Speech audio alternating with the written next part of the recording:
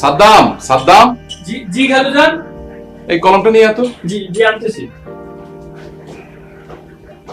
এই যে কলম খালুজান। কি চেক লিখতেছেন খালুজান?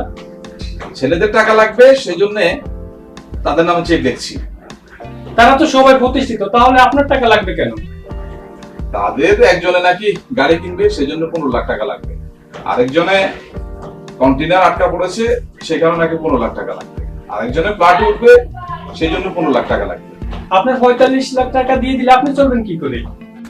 ওদের বলেছিলাম এক একজন 10 লাখ করে 30 লাখ টাকা নেই, কিন্তু ওরা বলল ওদের 15 লাখ করে 45 লাখ টাকাই লাগবে। কিন্তু খালুজান, আমি বলছিলাম কিছু টাকা আপনার কাছেই রেখে দিলে ভালো হতো, কখন কি কাজে লেগে যায়। সেটা ঠিক বলেছিস, কিন্তু ওরা তো বলছে ওরা আমার দায়িত্ব নেবে। কিন্তু খালুজান, এমন সবাই বলে, পরবর্তীতে বাপের কাছ থেকে সব ছেলেরা টাকা নিয়ে বাপরে ভুলা যায়।